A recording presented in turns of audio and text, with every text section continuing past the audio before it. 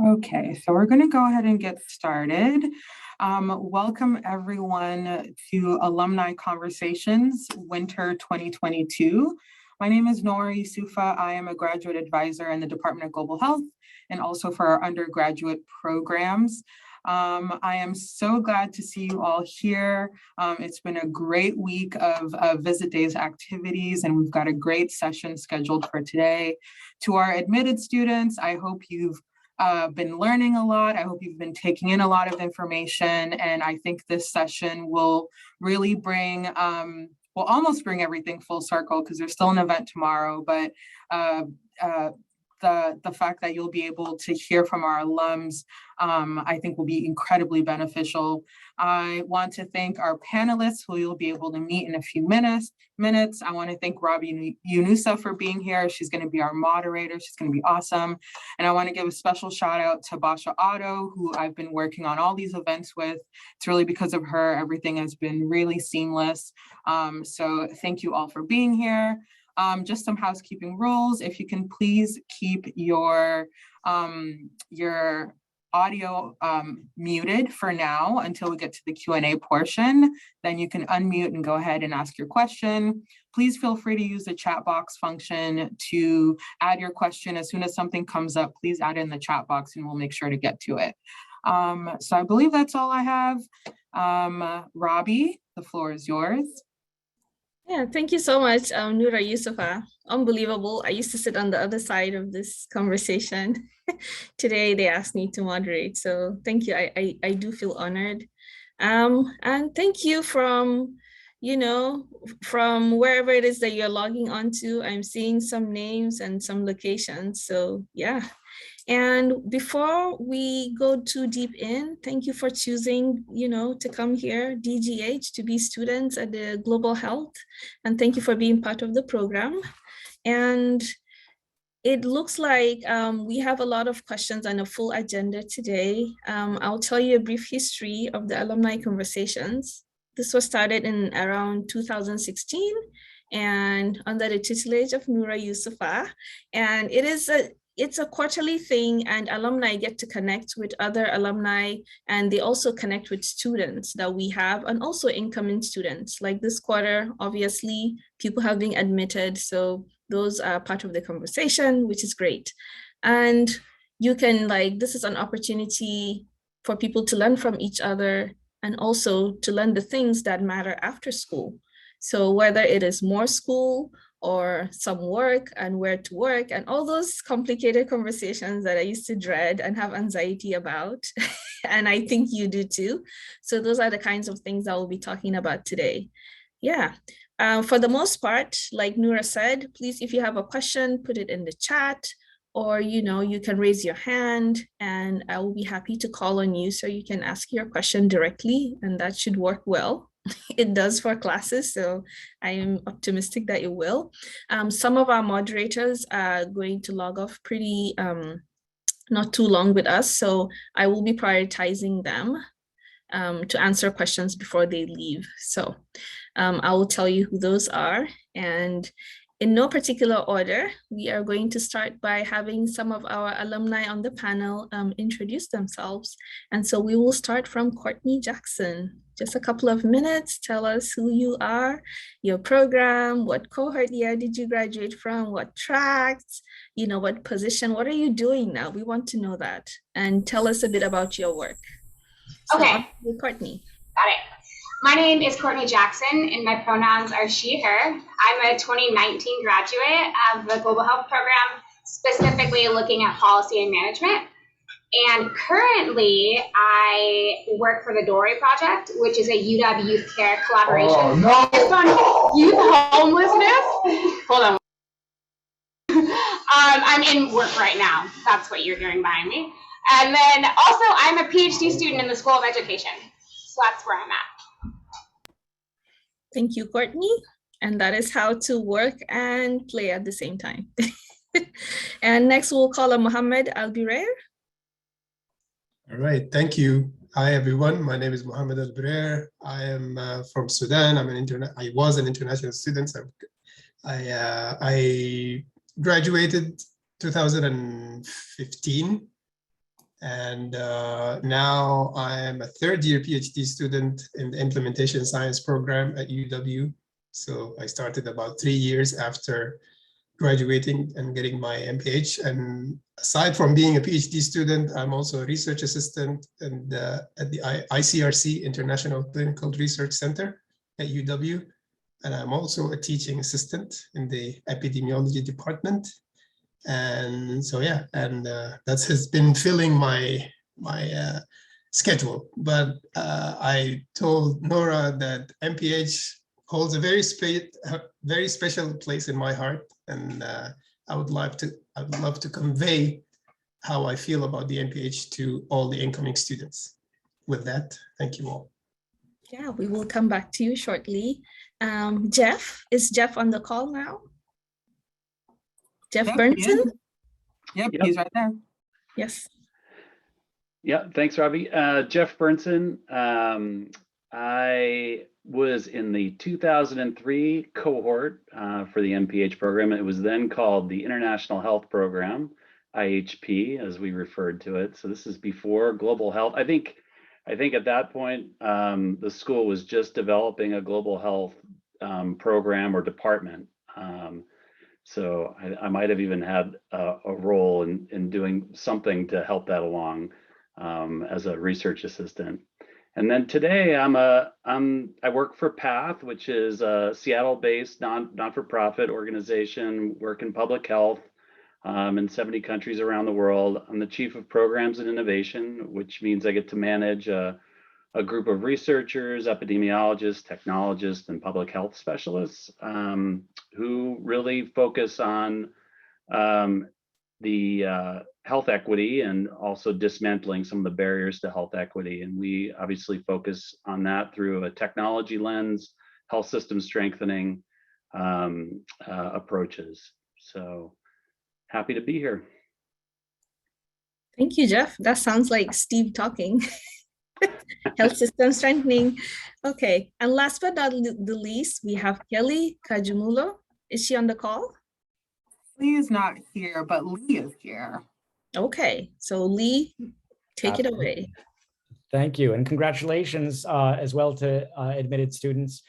I'm Lee-Pyne Mercier. I graduated in the first cohort of the Global Health MPH program in 2009. Currently, I'm a student in the new doctoral program in Global Health Leadership and Practice. But previously, I worked in HIV prevention, HIV treatment, in tuberculosis, facilitating the development of new TB drug regimens, and also maternal, newborn, and child health primarily in West Africa and globally working on quality of care. Currently, I'm also doing some consulting work in family planning, and it's nice to be here. Thank you so much for that, Lee.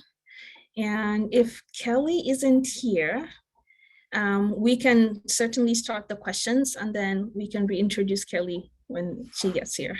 Well, Rabi, let's actually start by meeting you. I don't think you've I know you're trying to do that. Okay. So I am Rabi Yunusa.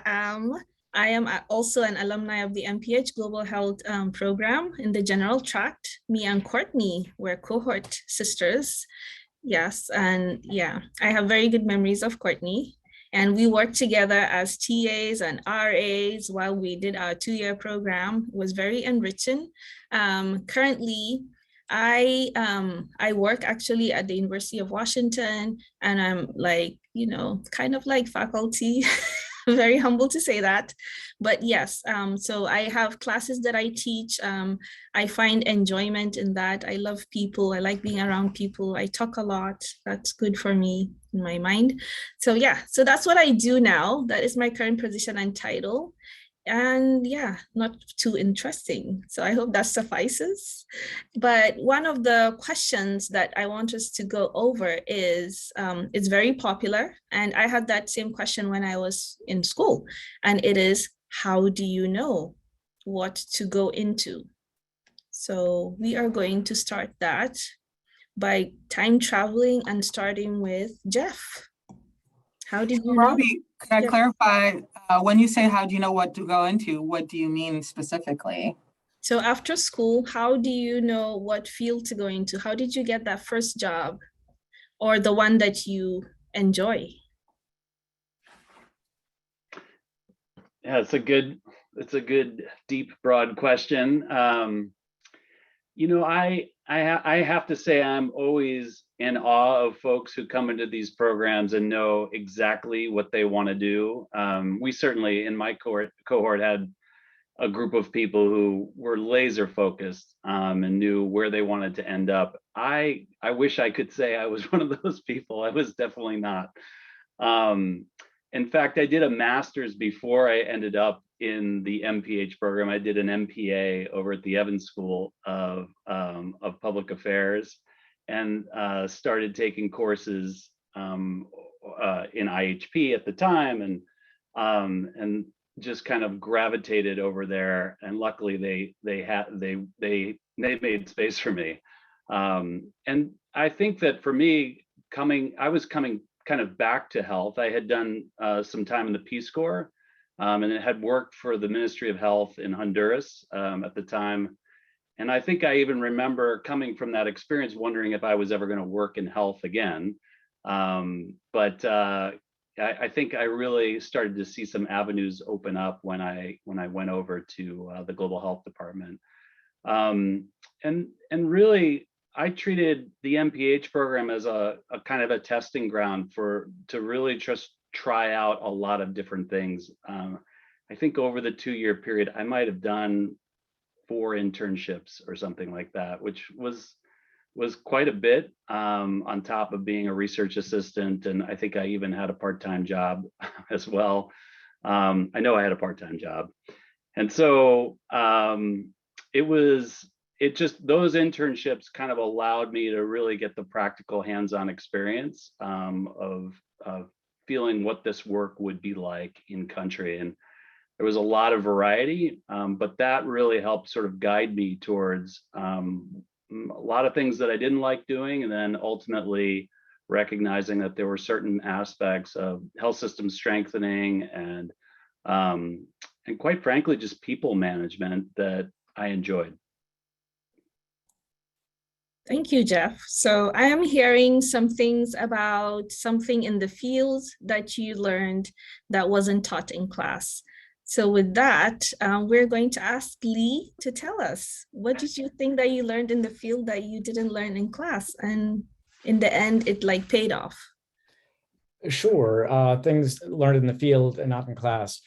I think you learn the vast majority of what you need in a public health career in the field. And so one aspect is there is part of the program of practicum, which I think is really important. That's also really important for meeting people and potentially finding future jobs.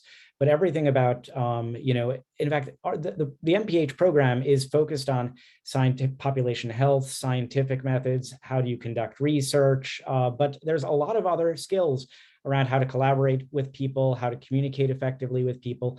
And those are things that aren't formally taught, but we need to pick up all along the way. And so those are some of the things, but it also, I think, just the context and ground truthing of reality in many different countries. And those are things that you have to have the right skills going in, and listening skills to really pick up and understand what are the cultural norms, how can you contribute, how are people receiving you, and how you can help and collaborate. Thank you so much. So a lot of collaboration and observing things. Now I'll ask the other part of the question. What schoolwork or academic-based training prepared you to practice in the field? So either Mohamed or Courtney or Jeff. And Kelly sends her apologies, so you're on your own today. I'll take a stab. So one thing I like to reflect on regarding my MPH experience is that it was, for me, a panorama of different disciplines or classes. So I felt that I took MP classes, I took biostats classes, I took anthropology classes. I mean, I think I can speak for everyone. And so it was bits and pieces of different disciplines that actually I felt that they empowered me and enabled me to work on different ends. And in a way that was challenging because it doesn't necessarily put you on a track for a specific career. You will have to figure it out. And this reflects on what my other colleague, the panelists, were talking about. But I want to say that there are many technical classes. I found interest and passion in quantitative analysis or quantitative research. So I particularly was interested in advancing my biostats methods classes, EPI, but this is my personal interest. The other classes where I found enlightening and eye-opening, global health 511, and I'm not saying that because Steve is here. I think I see everyone nodding. I think this was one of the most enlightening and refreshing classes that I have taken. The course is called Problems in Global Health. So you get to look at different issues relating to health from very interesting perspectives. And I think, that was, for me, that was quite enlightening. And the most important thing that I would say that I've practiced over the different classes is the group projects. I genuinely think that in this program, I personally learned a lot from my colleagues, a lot in the different group projects, the writing style, critiquing different responses, learning different views, different perspectives, especially those who come from anthropology background or policy work or technical, quantitative, qualitative. This was the most set of skills that I found practical and applied, and I was able to reflect on it in my work experience during and after my MPH. Well, thank you so much. And if students, you don't know this, our Department of Global Health is the most, or probably one of the most diverse departments per student mix and everything, and the work that we do. So I know that meant a lot to me, that I could come and see different faces and hear different views of things. And definitely Problems in Global Health 511 class opened my world. So thank you, Steve. So Mohamed, I know that you are doing the PhD. Courtney is also doing the PhD. So Courtney, can you tell us why you chose this decision? Why from MPH to PhD? What's going on? Yeah, so I went into global health because I'm interested in Black solidarity, and global health, especially this program, is one of the most diverse that I saw. And the cohort that I got to learn next to was amazing. I also consider the US part of global health, which I pursued heavily when I was in the program, but that was really, really difficult. I'll name that, to find avenues to get support in that. But when I was in the program, actually one of my cohort members introduced me to Paulo Freire, and I got just obsessed with this idea of liberatory education as the path to solving a lot of our issues, which is why I'm in education now. Wow, very humbling. And yeah, so I don't know whether Jeff went on to do a PhD, but I know Lee is back here to do his PhD. So Jeff, if you didn't do a PhD, why not? I was reading that question ahead of time. I don't know the reason why I didn't do it, so it's hard for me to answer that. I think probably it came from feeling like personally, I was going to have more impact getting to work and doing this work in country or with organizations that were closely working with communities that I cared about. It's funny, coming now to a different part of my career. It is this. You get to a certain point and there are passion projects that you really wish you had the time to kind of deep dive into.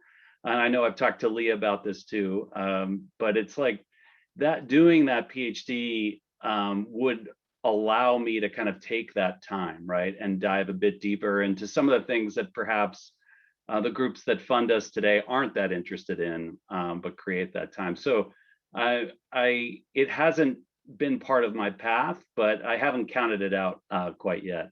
So thank you for sharing.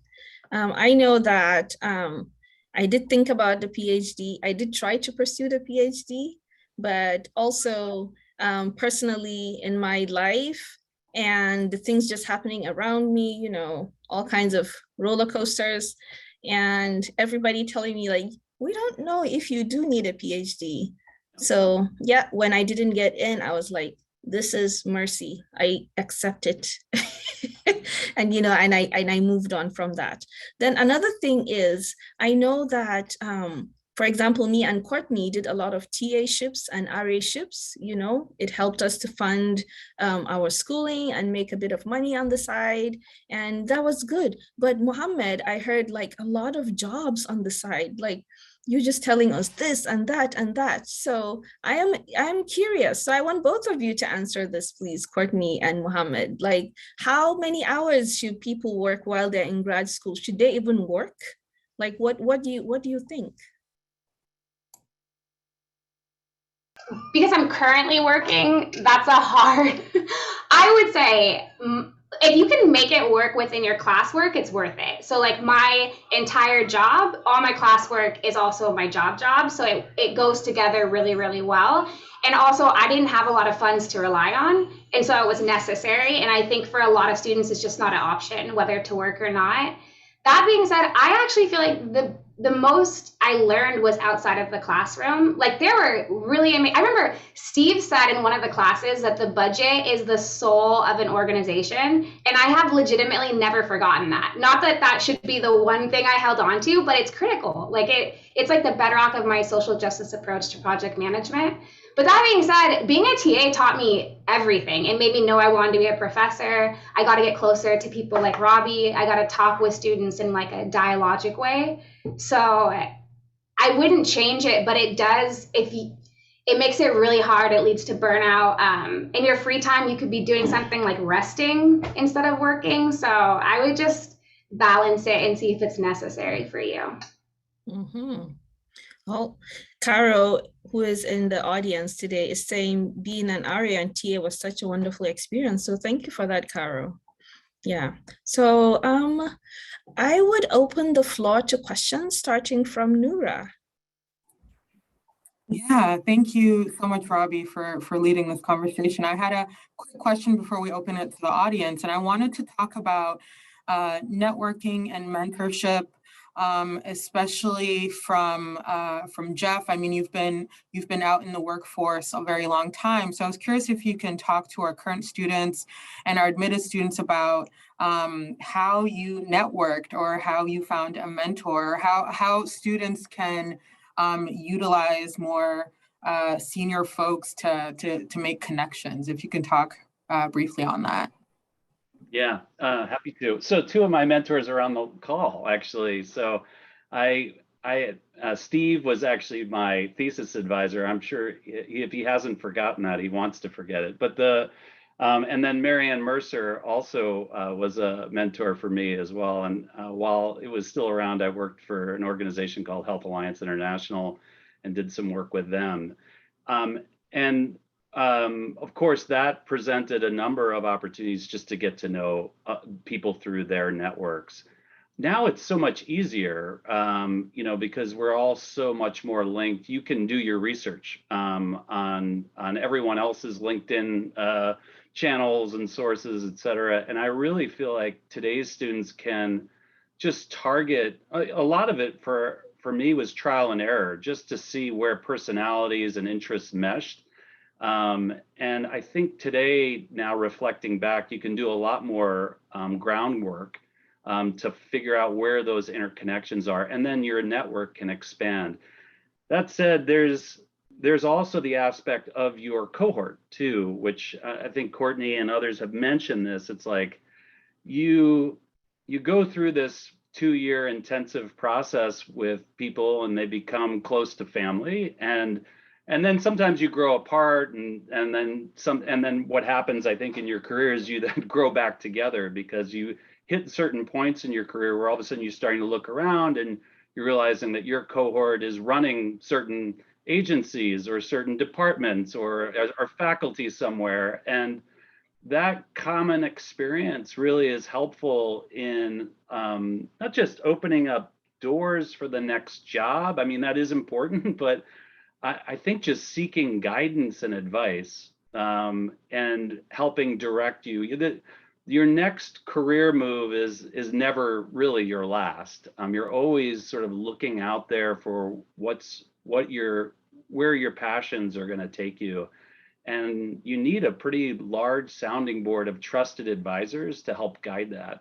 And so I still go back to some of those folks, and I've met tons of folks through that cohort, which has been really validating.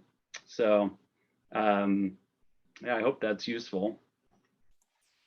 Lee, can you speak to that? Also, if you tell us what your first job is while you do that, and then, yeah. Sure.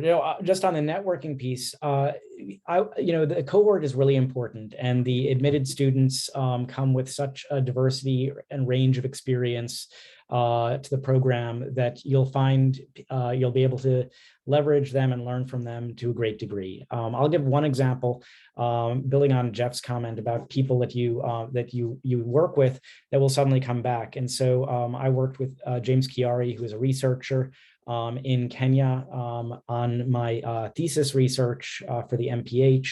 And years later, it turned out he had joined the World Health Organization in Geneva with the team that I was collaborating with. And so it was really great that we had the experience of working together, a decade before that we could build on for that. And for me, I've worked with 3 organizations in my career, and I initially worked with a group that's now called FHI 360 when it was a somewhat smaller organization, and that was on HIV prevention. And we helped to introduce some of the first treatment programs in Ghana and Nigeria, which was great. I also worked with ITech at the University of Washington.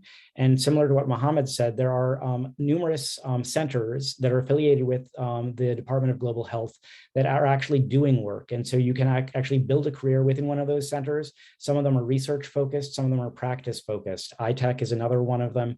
IHME is another one of them. And so those are really great opportunities. But after I finished the MPH, I ended up working at the Gates Foundation for just about a decade. And worked on a couple of different issue areas there, but really excited or really proud of some of the work that we were able to do on maternally born and child health in Nigeria. And I can testify to that. FHI 360 is very big in HIV prevention and care in Nigeria, which is where I'm from. So Mohamed has to leave us shortly. So any parting thoughts? You still haven't told us why you have so many jobs. And if it's doable for students.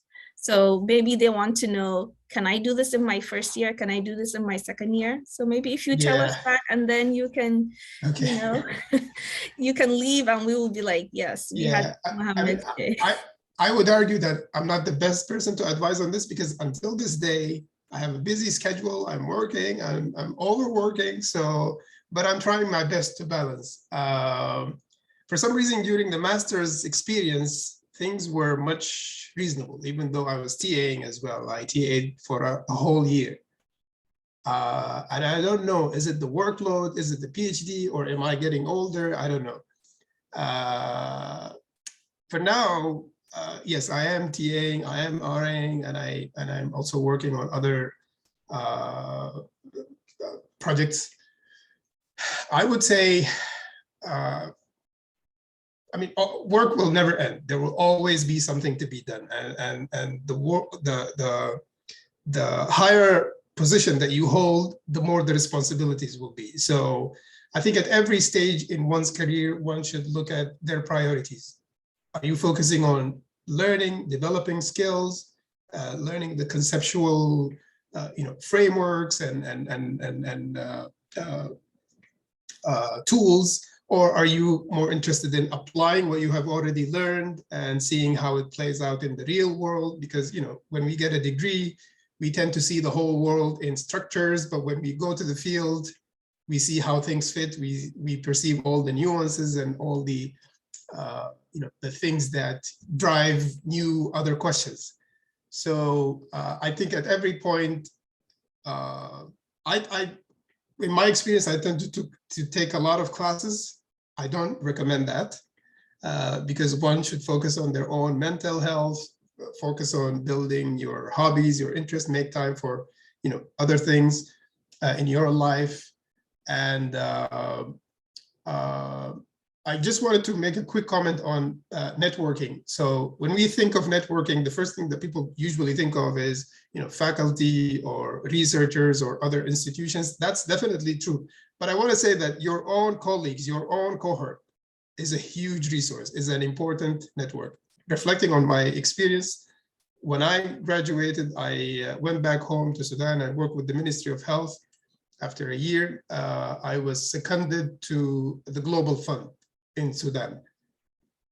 The one reason why I got this opportunity was through two of my of UW affiliates. One of them was in my cohort.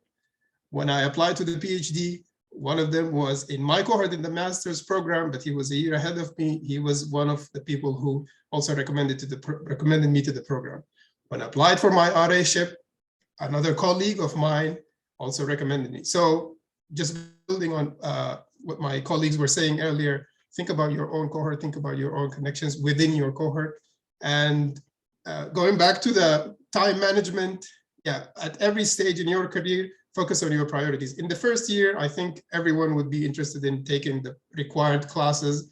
So try to allocate more time for that. In your second year, this is where you explore practicum opportunities, the thesis, and try to align those with your areas of interest or the kind of career that you are pursuing.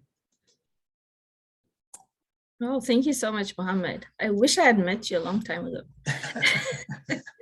Anyway, we're beginning to have questions. So with that, Mohamed is going to leave us. Thank you so much for today. Thank you all. And I'm honored to meet you all. It was a pleasure. And I hope to see you around in spring when we're back fully in person. We have a question from our audience. And that is, does working as a TA or RA or in other jobs guide your thesis focus? So either Lee, Courtney, or Jeff. Anyone can answer this one. So mine didn't, but I don't know that means it can't. I'm curious for Lee or Jeff if it did guide yours. Mine didn't, but it would be ideal if it could. And so sometimes that Venn diagram comes together, and that's the ideal situation, particularly when there's an RA-ship where there's a faculty member working on research and there's a component of that you can get hands-on skill through and contribute to their conducting their research. And that can turn really into your thesis. That's not always the case. That's not always a bad thing either. And so the good news is there are more opportunities, I think, at the University of Washington for RA-ships and TA-ships, all of which you develop skills from. But not all of them end up being something that will turn into your research. But if you're lucky, it might. What about Jeff? Yeah, I was just going to say that initially it didn't. In fact, so I did a thesis that had something to do with participatory approaches and assessment approaches in relief and IDP settings.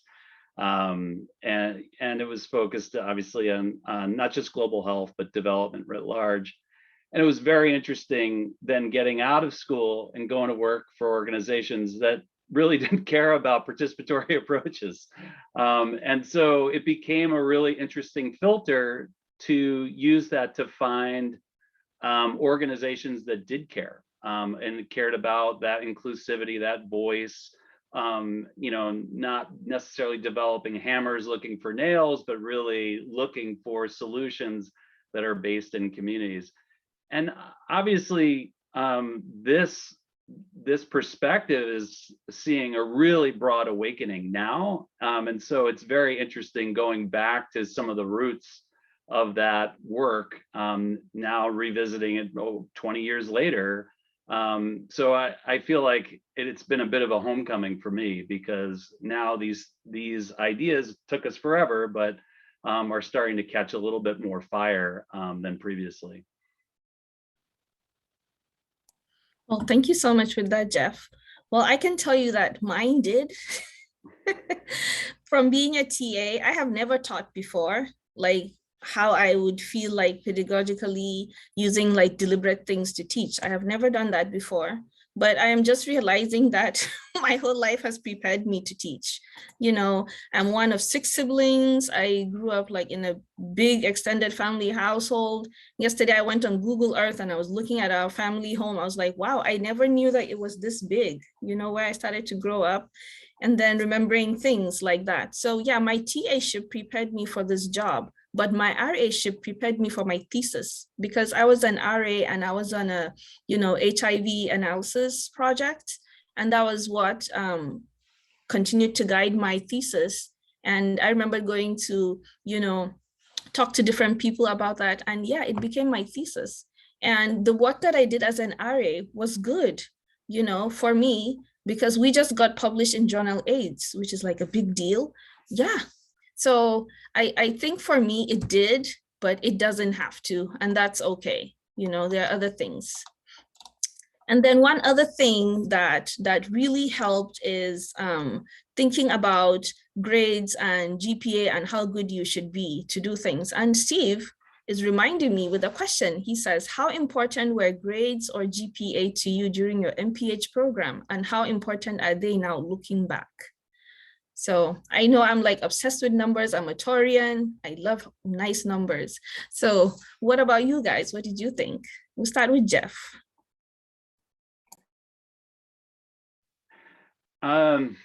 Yeah, I think I probably didn't pay very much attention to the grades, to be quite honest. I think I was more interested in the content, and that I think especially by the second year, I was choosing courses and avenues based on, again, the intersection with the professor and the contact that I would have with them and what I was going to learn.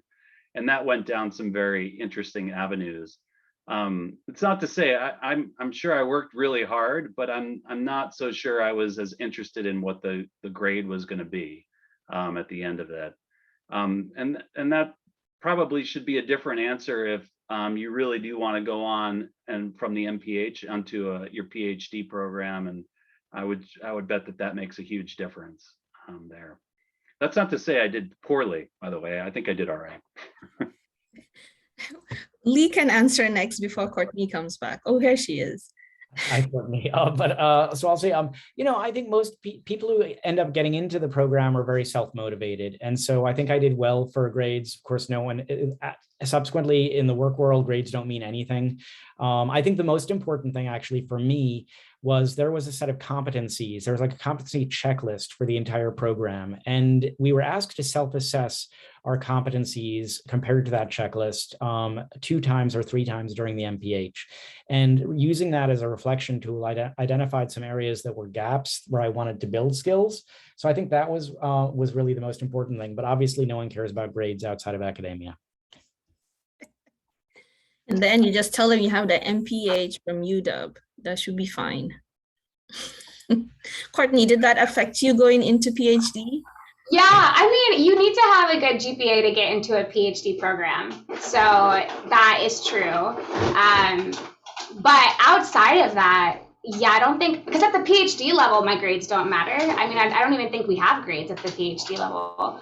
But to be honest, like, I wish I would have taken less classes. I wish I would have focused less on school. And I specifically remember everyone saying that at an event like this when I joined, but I'm super type A. So I was like, gotta get the A's. And the reality is that's just it's like the learning does happen there. But if I would have been able to focus more on like absorbing the information and not trying to regurgitate it, I would have learned more, which sucks because we still live in a world where grades matter if you do want a PhD. So yeah, it depends what your goals are in the future. Okay, well, thank you. Like I said, mine was just the obsession with good numbers. That's all. I always like to know what time it is, what's happening. Not particularly trying to get good grades. We have another question, which is back to employment, because this is, you know, the reality. People have to know that what they're doing, there's actually a job for them out there. So I expected to see lots of questions about employment, and we are seeing that. So we're seeing a question from one of our new students coming in, and they want to know, what do employers look for in new graduates from UW? How did UW prepare you for your first job after graduation? I can start on that. Oh, Jeff, you want to start? No, go ahead. I would say it was really easy to get a job after graduating. I think the biggest part of that was the practicum experience, because that was straight to employment, and a lot of my cohort members was the same thing. They ended up working where they had their practicum. But also the public health school just has a really good name. And like, I work in homelessness, which is a public health issue, but a lot of the people around me work in social work. So it's just highly applicable. If you shift in the program, you can shift in any direction. And being as broad as global health means that you can apply it to really anything and anywhere. Yeah, I thought it was a really easy process, actually. Cool. Lee, this question is for you. To what extent did your research interest or thesis project during your MPH time affect your decision during your job searching process? Great. So my thesis research was on the impact of a political event, which was a contested election in Kenya, on the ability of patients on HIV treatment to maintain their therapy during a period of political unrest. And it combined passions that I have for governance and the importance of governance with health systems. And it was also a mixed methods research study. And actually, the things that I remember from that, obviously the quantitative, we were able to document that there was unfortunately a dip in people's ability to take care of their health during that period. But the qualitative findings are the ones that actually I think about on a regular basis, frankly, even to this day. So I would have loved to have found work at the intersection of peace and justice and health systems. But there aren't a lot of like off-the-shelf jobs in that area. But I do take a broader lens. So often, we look within the health system. What are the drivers of something working or not working? But sometimes they're outside of the health system. And so for me, the point that I've been able to use in work, regardless if it's in a slightly different area, is to really try and understand the incentives, what's going wrong in a system. Is the political system interfering or helping within the health system? And so I did not find a job directly out of that. I would have loved to have, but it's still been helpful ever since. Well, Jeff, you're in PATH. What do you think? Well, in terms of what employers are looking for from new graduates, I was going to comment on that. And that, please do. I really value the folks that we attract on our teams who are multidisciplinary. So Courtney was mentioning her connections with the School of Social Work or social workers in her space. Like the dual degrees that you can get with your MPH. They didn't offer that at the time. You had to actually just go and get both degrees. But I really like the fact that you can find people that have taken that broader approach, and we've attracted some folks with great sets of skills. Obviously, quantitative is both quantitative and qualitative analysis are tremendous skill sets to have. Increasingly, though, this is teamwork. This is all based on how well you can work, not just with people in your same office environment anymore, whether you're based in country or based in headquarters. It's really how well you can lead and move with teams virtually. And that is also a skill set. And the last one that I would say is, this isn't something necessarily that was taught, at least in any of the courses I was able to take while there, but definitely would push folks to do this, is that take a course or set of courses in communication and storytelling, especially storytelling. Telling stories is so critical to the work that we do. It's really hard to explain epidemiology to your parents, to anybody for that matter, who isn't in this space. And so to the extent that you can take a story that skill set of weaving that story together in an emotionally accessible way, it's really powerful. And I think it just actually helps rise all boats for us who are trying to do this work. Wow, thank you so much for that, Jeff. Storytelling is still very, very relevant for a lot of cultures, you know, and if you work in global health, you just have to know how to put it out there in a good way. So yeah, thank you for saying that. I will keep that in my frontal lobe. Okay. There's another potentially new student. Please say yes at the end. And this person wants to know, how will part-time work impact on your studies as a student during your first year? And is that a positive thing or a negative thing? Is the work, well, I guess we can't really ask the question back. So like a TA job, our 20 Courtney, how would you say, did that impact us in our first year? Yeah, for sure. But also it was the best experience. So yeah. I would say it was great. I mean, you lose free time, but ideally everything you're doing has that overlap so that you're not doing twice the work. I only take opportunities that feel like that make sense, because nothing is worth your energy if you're going to burn out. If you don't finish the program, none of this is worth it anyway. But yeah, everything about my extracurriculars was amazing. I feel like you have to be open to learning outside of the classroom, and so much of that comes from the relationships you build. And being a TA or an RA, the relationship you build with a professor goes beyond any access you're going to get in a classroom. So definitely worth it, but you do have to learn time management, and you do have to learn how to balance your energy. Yeah, and I agree with that completely. All my work as TA are the teaching experience that I use to work today. So yeah. So right now we have some of our legends. You've heard Steve, but there's a very calming voice here, Mary-Ann Mercer.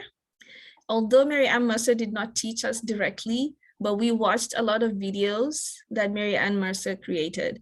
So thank you very much. And with that, Mary-Ann Mercer, can you tell us, from your experience with students and being in this space for a long, long time, what can you tell our incoming students and also our alumni that are graduating soon? What can you tell them? What wisdom? Well, you're very kind to notice I'm here. And it's been really interesting to hear from our graduates. I mean, I knew for sure Lee and Jeff worked a lot with them in the past. And really all of you. It's great to see you, and Mohamed, who's not here.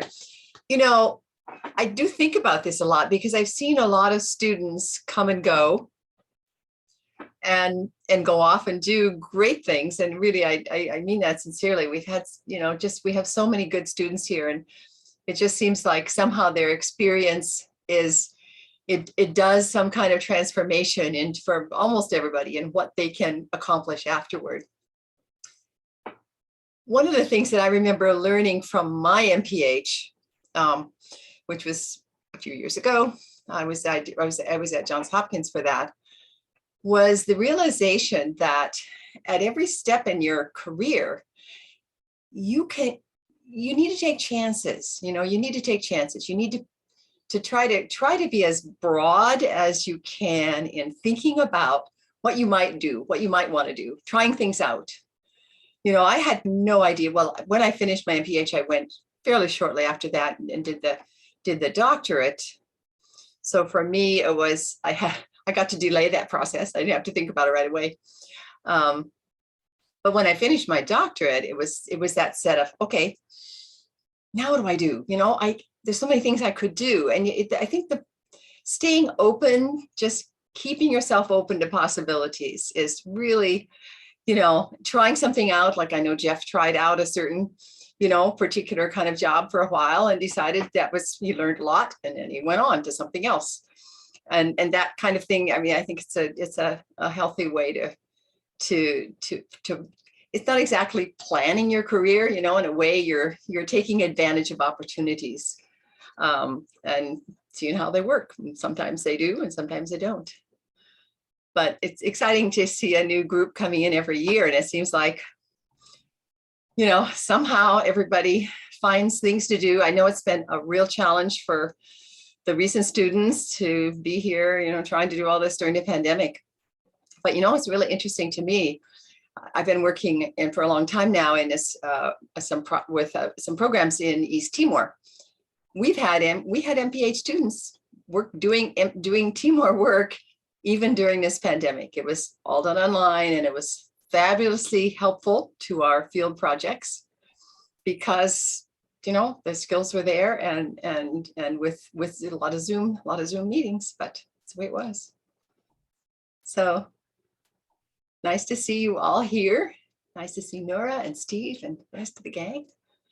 Basha, I don't see Basha, but I see her name. There she There is. she is. There she is, right there. Yeah, thank you so much for that, Mary. Yeah. And we're gonna ask Steve the same thing. Steve, advise us. Hi, I wasn't supposed to be asked, but first of all, big thanks to Rabi, to you for doing a great job of bringing us all together, and for Noura and Basha for making this possible. One of the things about this program that we actually haven't, I think, focused on enough is how important the staff advising is throughout the program.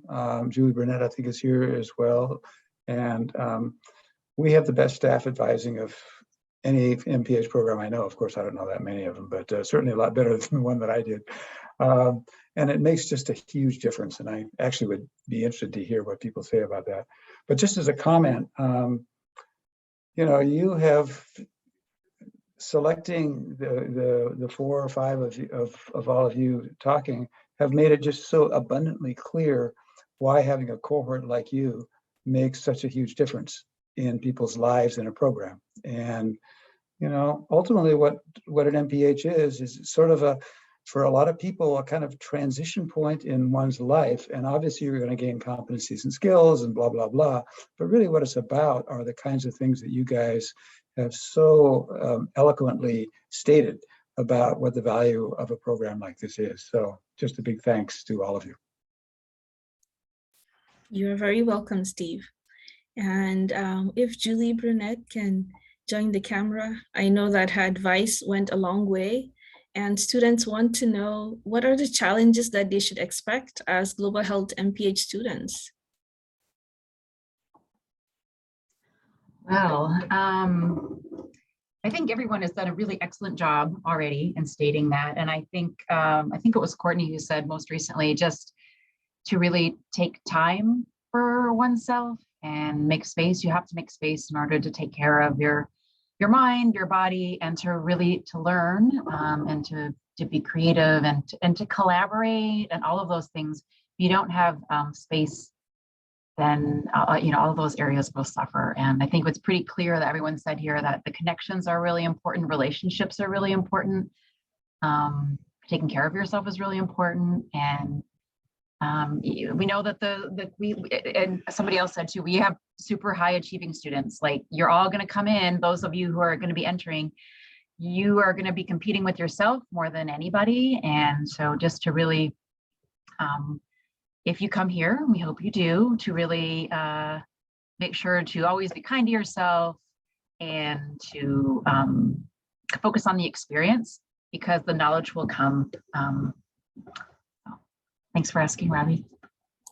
You're welcome, Julie. And I can say something about that. And I remembered one day I went and I spoke to Steve, and I was like, Steve, this is what I want to do. I want to make a huge, big impact. Some crazy things like that, some ideas. And, he's like, okay. And, I just applied myself in my environment. And I think that was the first time that I opened my eyes and I started to see many things, literally. I would just be walking by and I'm beginning to appreciate things, all the anger inside me was just dissipating, and I started to absorb things. And that was when I really feel like I started to learn and started to know that this is what I want to do.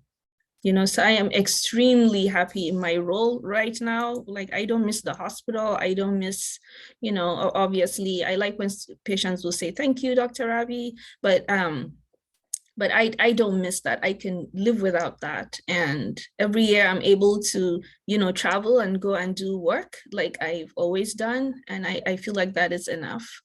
But this is not for everybody. And I think knowing yourself more than anyone else is most important. Yeah. So Lee, can you talk to us towards, what are the standards to uphold when applying for your job? How did you get this job is what we're asking. Sure. I'll just say there's, generally professional standards in terms of presentation, in terms of detail orientation with materials that you're submitting. And you are learning those as part of the work that you're doing in school, and building on those networks and those relationships that you've established during school. So I think those were all important things for me. One thing, I think we're nearing time, and are we finishing at 4? 2 minutes. Say that again. Sorry, I said we're finishing in 2 minutes. It's at 3:30.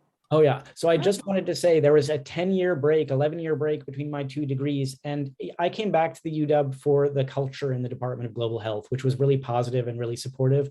It's been really great to see, I think, the department mature over those years, but also the school is really becoming a lot more diverse and a lot more representative. When I walk down the hallway, I often hear conversations spontaneously happening, in Swahili or other languages. There are communities. It's really great to see how the school has changed. So that's the last thing I'd like to add. Okay. Any other last words in 30 seconds, Jeff and Courtney? I'd just say focus on, as you come in, think about how you learn. Because a lot of these questions about what, do you take on too much or too little or whatever, it really depends a lot on what kind of learner you are. And I think there's a lot of things you can do online to kind of help figure that out. But that's something some people do better when they have more going on. Other people do better when they are just laser focused on one thing. And no one path is the right way. But one of the best things I got out of doing this program was understanding best how I learn. So, Courtney, 30 seconds. I would just say be open to changing your mind. Like, you're coming into this as one person and you'll leave it as a different person. And you should respect that you might change and you might turn around and pick something completely different. And that's what the experience is supposed to help you figure out. Like, you're becoming who you're going to be. And also, what you're doing after is just what you're doing next. So, like, don't worry so much about planning your whole life. It's just what's next. Yeah. That is absolutely appropriate to end any conversation. I love that. Thank you, Courtney. And yeah, thank you, everyone. You have made the right choice by applying to be in this program. Congratulations that you got accepted into this program, and we're so happy to have you here. I know some names here, some I don't, but I look forward to meeting all of you. Yeah, thank you so much. And with that, we will end our conversation. I'll hang around for a little bit, before Noura kicks me out. Never. Thank you, Rabi, for leading. That was amazing. To all the attendees, if you have any questions or you want to be connected to alums, feel free to email me at nora15@uw.edu, and I'd be happy to connect you to our alumni if you're okay with being reached out to. So with that, I hope to see you all at tomorrow's Visit Day event. It's a faculty discussion on social justice in public health careers. That will be really exciting. Steve will be moderating that, and I think there'll be a lot of good dialogue in that one. So with that, have a great afternoon, good evening, good morning, and I will see you later. Thank you all. Thank you, Rabi. Hey. Bye. Bye.